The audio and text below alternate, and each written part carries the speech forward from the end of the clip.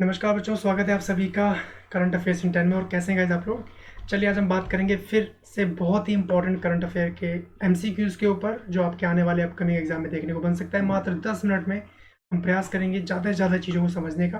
ठीक है, थोड़ा सा इंट्रोडक्शन गाइस मेरे बारे में। My name is Naveen Sharma and I am having more than 6 year experience in competitive exam, जिसमें मैंने बहुत सारे बच्चों को ट्रेन किया है और बहुत अच्छे रिजल्ट दिए हैं अभी तक कंपटीशन एग्जाम में। बहुत बच्चे सेलेक्ट हैं अपनी डिज़ायर पोस्ट पे, तो उम्मीद करेंगे आप लोगों का रिजल्ट भी अच्छे से बनना चाहिए। तो गाइज आप लोग अनअकैडमी प्लेटफॉर्म पे जुड़ें। आप कैसे जुड़ेंगे, उसमें आपको बेनिफिट क्या मिलेगा गाइज, उससे पहले आपको बता दें कि एसएससी एग्जाम क्वेस्ट, ये आप देख पा रहे होंगे, ये अनअकैडमी के ही चैनल है। इसमें आप ज्वाइन हो सकते हैं। Current affairs in 10, maths in 10, SSC exam in 10 और रीजनिंग इन 10, ये सब अनअकैडमी के ही यूट्यूब चैनल है। तो जहाँ पे आप लोग 10-10 मिनट में बहुत सारी इन्फॉर्मेशन आप लोग कलेक्ट कीजिएगा। इसमें आपको बेनिफिट क्या मिलेगा गाइज, डेली लाइव क्लासेस मिलेंगी, स्ट्रक्चर्ड कोर्सेज मिलता है, साथ में live test and quizzes available है और अनलिमिटेड एक्सेस मिलता है। सबसे बड़ा बेनिफिट गाइज कि अगर आप लोग कोई लाइव सेशन नहीं देख पा रहे हो किसी भी कारणवश, तो आप लोग उसको बाद में भी देख सकते हो। ठीक है, और उसके लिए करना क्या है आपको, सबसे पहले अनअकैडमी लर्निंग ऐप अपने फ़ोन में इंस्टॉल कर लीजिए। आप लोग अपना गोल सेलेक्ट कर लें, एसएससी एग्जाम, और अपना सब्सक्रिप्शन, गेट सब्सक्रिप्शन यहाँ से ले सकते हैं। तो जितने भी अपकमिंग कोर्सेज हैं, टेस्ट सीरीज हैं, टॉपिक वाइज क्लासेज हैं, सबके बारे में आपको जानकारी मिलती रहेगी। साथ ही आप लोग टेलीग्राम ऐप इंस्टॉल करके हमारे ग्रुप के साथ, जो टेलीग्राम ग्रुप है करंट अफेयर्स इन 10, उसके साथ जुड़ सकते हैं। उसको डाउनलोड कर लें और उस लिंक को वहाँ पे पेस्ट करके ज्वाइन हो जाएंगे।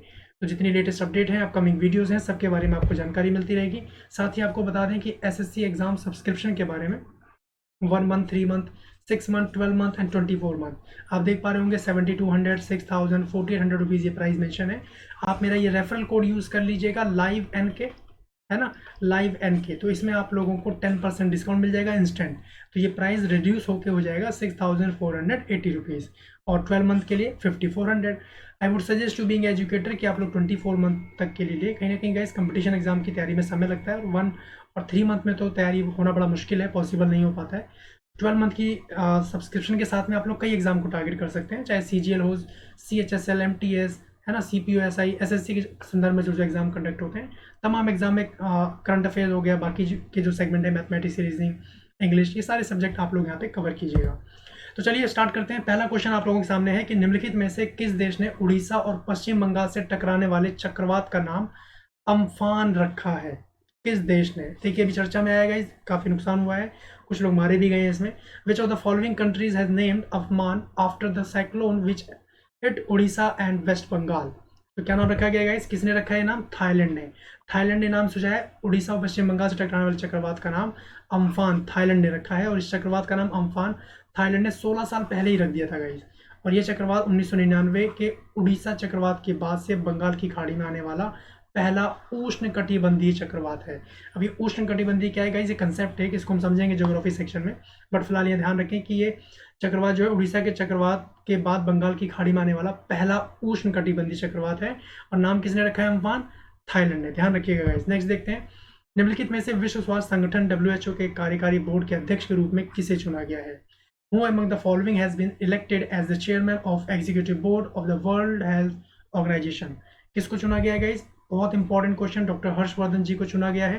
ठीक है, केंद्रीय स्वास्थ्य मंत्री डॉक्टर हर्षवर्धन जी को विश्व स्वास्थ्य संगठन के कार्यकारी बोर्ड के अध्यक्ष के रूप में चुना गया। वे 22 मई को जापान के डॉक्टर हिरोकी नकटानी के उत्तराधिकारी का पदभार संभालेंगे। और डब्ल्यूएचओ के कार्यकारी बोर्ड में वर्तमान में 34 सदस्य हैं। ठीक है, ध्यान रखिएगा, डॉक्टर हर्षवर्धन जी यहाँ पे कार्यकारी बोर्ड के अध्यक्ष चुन लिए गए हैं, ध्यान रखेंगे इसके। नेक्स्ट देखते हैं, उत्तर प्रदेश के जेवर में नोएडा अंतर्राष्ट्रीय एयरपोर्ट को बनाने के लिए निम्नलिखित में से किस देश की कंपनी को केंद्रीय गृह मंत्रालय ने स्वीकृति दे दी है ना। किस देश की कंपनी ने, which of the following countries company has been approved by the union home ministry to build the Noida international airport at Jewar in Uttar Pradesh. तो किसने दिए गाइस, ये स्विट्जरलैंड ने मंजूरी दी है। ठीक है, केंद्रीय गृह मंत्रालय ने जेवर नोएडा इंटरनेशनल एयरपोर्ट को विकसित करने के लिए Swiss firm Zurich airport international AG को सुरक्षा मंजूरी दी है। ठीक है, 5000 हेक्टेयर में फैले और इस प्रोजेक्ट को 29,000 करोड़ के रुपए की खर्च यहाँ पे बताया जा रहा है, ऐसा होगा। ये दिल्ली के गांधी इंदिरा गांधी अंतर्राष्ट्रीय हवाई अड्डे से और गाजियाबाद के हिंडन हवाई अड्डे के बाद ये राजधानी क्षेत्र में तीसरा हवाई अड्डा होगा। तो मोस्ट इंपॉर्टेंट सेगमेंट हो जाता है। स्विट्जरलैंड ने ये स्वीकृति दी है, ध्यान रखेंगे इसके बारे में। ठीक है गाइज, आप लोग अपने करंट अफेयर की कॉपी जरूर बना लेंगे, जो हम लोग सेगमेंट डेली बेसिस पे डिस्कस कर रहे हैं उसको नोट भी करते चलिएगा। और हम लोग पढ़ेंगे वही जो एग्जाम में देखने को बन सकता है। ठीक है, चलिए नेक्स्ट देखते हैं। किस राज्य की दिबांग घाटी में प्रस्तावित 3097 मेगावाट की एटालिन जल विद्युत परियोजना की वजह से जैव विविधता पर पड़ने वाले प्रभाव को लेकर पर्यावरण कार्यकर्ता ने इस परियोजना को रद्द करने की मांग कर रहे हैं। विच environmental activities are demanding cancellation of the project due to the impact of biodiversity caused by the proposed 3097 megawatt Atlan hydropower project in Dibang Valley of the state। तो कौन सा स्टेट मांग कर रहा है गाइस, आपको बता दें अरुणाचल प्रदेश ये मांग कर रहा है, तो ध्यान रखिएगा। ठीक है, अरुणाचल प्रदेश ने ये मांग रखी है कि इस प्रोजेक्ट को यहाँ से हटाया जाए। नेक्स्ट देखते हैं, हाल ही में निम्न में से किस बैंक ने वीडियो के जरिए KYC स्वीकार करने वाला देश का पहला बैंक बन गया है। KYC आप जानते हैं KYC के बारे में, नो योर कस्टमर, है ना। तो KYC स्वीकार करने वाला देश का पहला बैंक कौन सा बन गया है गाइस, ये कोटक महिंद्रा बैंक बन गया है। ठीक है, कोरोना वायरस संकट को देखते हुए प्राइवेट सेक्टर के कोटक महिंद्रा बैंक ग्राहकों के KYC के लिए अपनी तरह का एक नया प्रयोग कर रहा है और वीडियो कॉन्फ्रेंसिंग यानी KYC सिस्टम के तहत कोटक महिंद्रा बैंक में कोटक 811 सेविंग अकाउंट खोलने के लिए ग्राहकों को आधार और पैन कार्ड ही देना होगा केवल, उसके बाद इनका ये अकाउंट यहाँ पे खुल जाएगा। और KYC ये करने वाला, वीडियो के जरिए करने वाला पहला जो बैंक बन गया है कोटक महिंद्रा बैंक, याद रख पाएंगे। चलिए नेक्स्ट देखते हैं। जूलॉजिकल सर्वे ऑफ इंडिया ने उभयचरों की 20 प्रजातियों को गंभीर रूप से लुप्तप्राय और कितने लुप्तप्राय के रूप में सूचीबद्ध किया है ना। तो आपको बता दें इसके अंतर्गत 35 जूलॉजिकल सर्वे ऑफ इंडिया ने अपनी वेबसाइट पर भारतीय उभयचरों की एक अद्यतन सूची पोस्ट की है, जिसमें 20 प्रजातियों को गंभीर रूप से लुप्तप्राय और 35 को लुप्तप्राय के रूप में सूचीबद्ध किया है। तो आंसर वुड बी 35। ठीक है, जूलॉजिकल सर्वे ऑफ इंडिया ने। क्लियर, चलिए नेक्स्ट देखते हैं। नाबार्ड ने हाल ही में खरीफ और प्री मानसून संचालन के लिए कितने करोड़ रुपए के फंड जारी किए हैं। NABARD has recently released funds of how many crore for kharif and pre monsoon operation. तो कितने करोड़ के फंड जारी करा है इसमें, 20,500 crore. D would be right answer, है ना।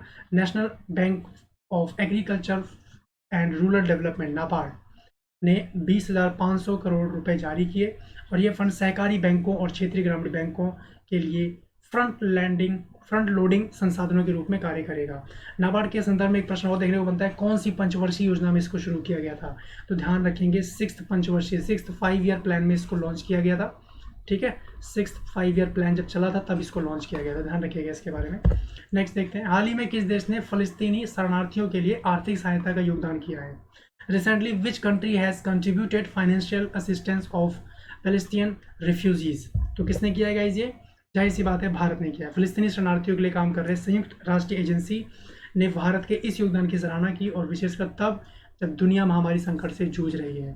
तो Bharat would be right answer, फिलिस्तीनी शरणार्थियों को आर्थिक सहायता देने की बात भारत के द्वारा की गई है। ठीक है, नेक्स्ट देखते हैं, विश्व मधुमक्खी दिवस निम्न में से किस दिन मनाया जाता है। World bee day is observe on which of the following. तो 20 मई को ये सेलिब्रेट हुआ है। मधुमक्खियों के महत्व के बारे में जागरूकता फैलाने के लिए, उनके खतरों से बचाने के लिए हर साल 20 मई को मधुमक्खी दिवस सेलिब्रेट किया जाता है। तो ध्यान रखेंगे इसके बारे में। नेक्स्ट देखते हैं, किस राज्य से गुजरने वाली प्रवासी श्रमिकों के लिए चरण पादुका अभियान शुरू किया गया। मध्य प्रदेश, बिहार, पंजाब और Karnataka. Charan Paduka campaign has been launched for migrant workers passing through which state, है ना। तो गाइज ये मध्य प्रदेश, यानी मध्य प्रदेश द्वारा राज्य में पैदल चल रहे प्रवासी मजदूरों के लिए चरण पादुका नामक अभियान शुरू किया गया। इस अभियान के अंतर्गत नंगे पांव जा रहे मजदूरों को जूते चप्पल दिए जाएंगे, उनके दर्द को कुछ कम किया जा सकेगा। तो ये काम किया है मध्य प्रदेश सरकार ने। ठीक है, चलिए ठीक है guys, thank you so much for this session. हम लोग नेक्स्ट सेशन में मुलाकात करेंगे। आप लोग फटाफट चैनल को सब्सक्राइब कर लीजिएगा और सब्सक्रिप्शन लेते समय मेरा ये रेफरल कोड यूज़ करना नहीं भूलिएगा, जिसमें आपको 10% डिस्काउंट मिल जाता है। साथ ही बेल आइकन ओके कर लेना ताकि जो भी अपकमिंग वीडियोज़ हों उसके बारे में आपको जानकारी मिलती रहे, नोटिफिकेशन मिलता रहे। और टेलीग्राम ग्रुप ज्वाइन कर लीजिएगा, जैसे कि मैंने आपको बताया, for latest updates and upcoming videos के लिए। और कोई भी डाउट होगा इस कमेंट करना नहीं भूलिएगा, वी विल अपडेट यू। ठीक है, चलिए नेक्स्ट सेशन में मिलते हैं, तब तक के लिए बहुत बहुत धन्यवाद। Have a nice time, bye bye, जय हिंद।